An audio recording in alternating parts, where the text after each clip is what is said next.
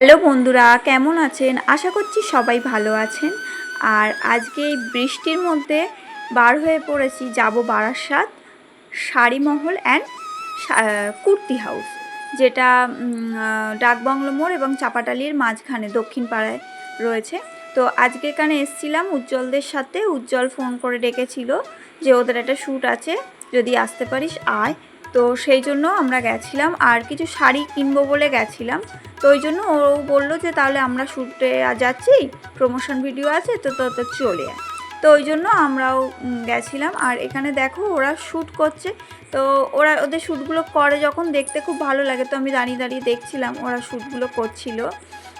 তো ভিডিওটা দেখতে থাকো, আশা করছি ভালো লাগবে। আর এখানে প্রচুর শাড়ি কালেকশান আছে, কম দাম থেকে শুরু করে বেশি দাম, যে যেমন নেবে সেরকমভাবে এখানে সবই আছে। তো দামটাও ঠিকঠাকই আছে। তো তোমরা একবার ভিজিট করতে পারো দোকানে।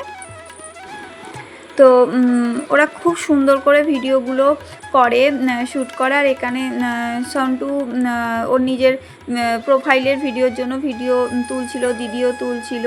আর এখানে দেখো এনারাও এসেছিলেন, অনেক ইউটিউবাররা ছিল। এনাদের শ্যুট হয়ে গিয়ে বসেছিল, তারপরে শ্যুটের পরেই এই ভিডিওগুলো করছিল।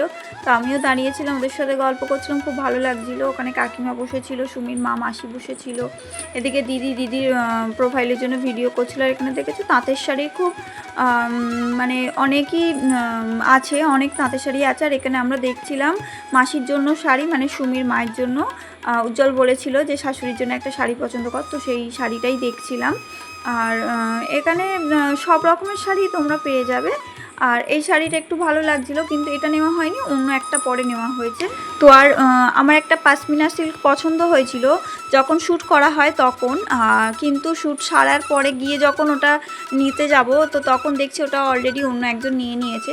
তো আর সেই কালারটা এত সুন্দর, শাড়িটা পছন্দ হয়েছিল যে অন্য শাড়ির দিকে আর মনই গেল না, তো ওই জন্য আমি আর নিলাম না। তো ভিডিওটা কেমন লাগলো অবশ্যই কমেন্টস করে জানাবেন। আর চ্যানেলে যদি নতুন হন অবশ্যই সাবস্ক্রাইব করে দেবেন।